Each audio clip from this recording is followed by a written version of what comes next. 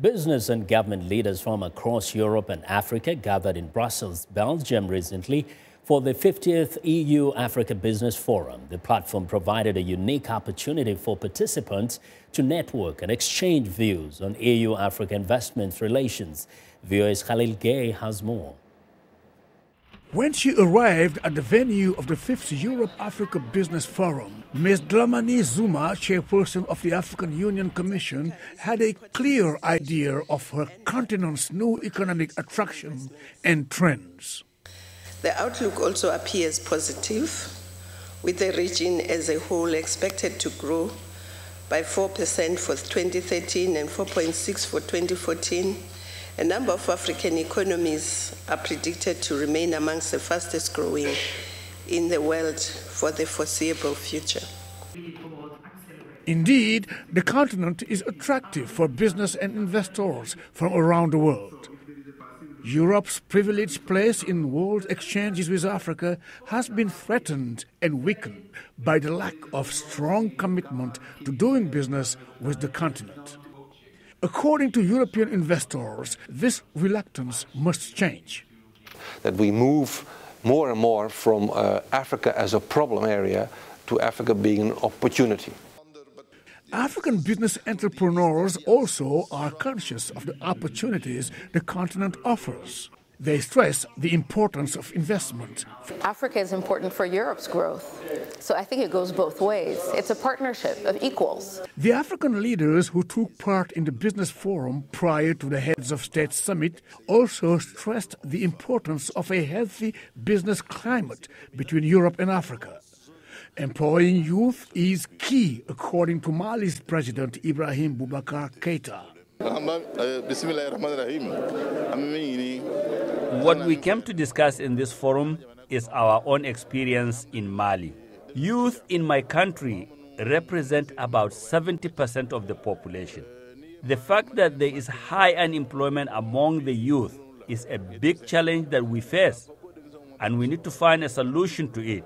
Ghana's President John Mahama led a panel discussion on funding for small and medium enterprises. The SME sector is more capable of absorbing these myriad youth in the sense of creating jobs that are not high-tech, automated, but have a certain degree of labor intensity to be able to bring more people in.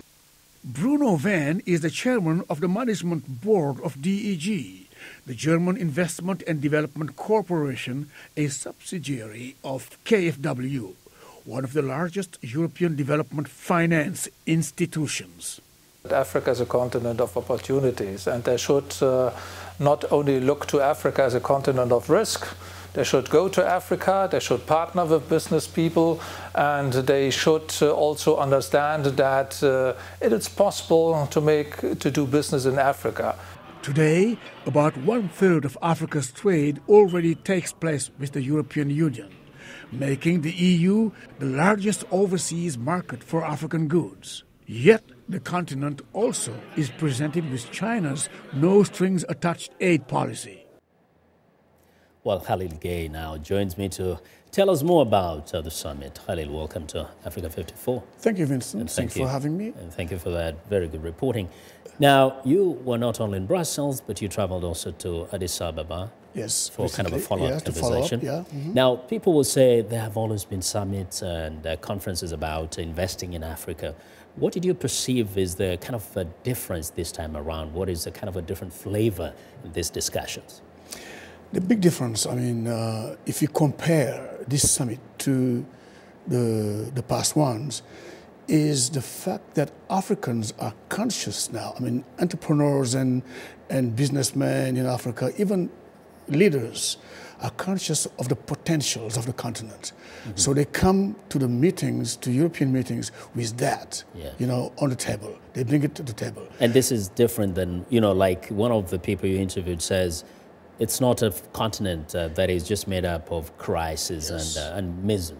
Right, and that has been, a recurrent thought, sentence from Mr. Van Els in Amsterdam to participants in the room.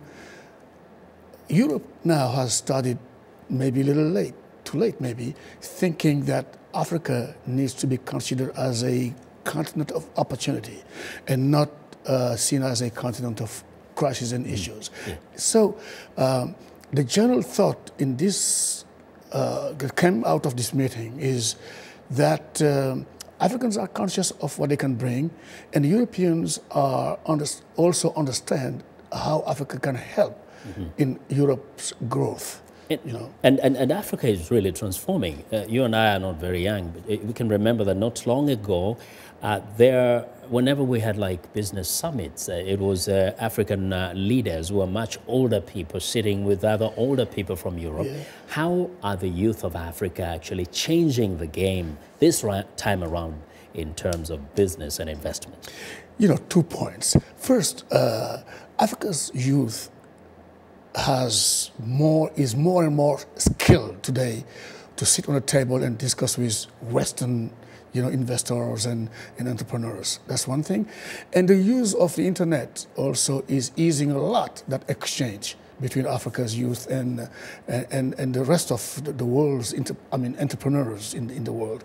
So that's one thing. And the second thing is that leaders and African leaders, Western leaders, European leaders, and European entrepreneurs know that the game changer is the youth in Africa. But are the African leaders from all these forums, do they sound like they're actually acknowledging that the future of the continent actually belongs to the youth? Yes. You heard the president of Mali, Mr.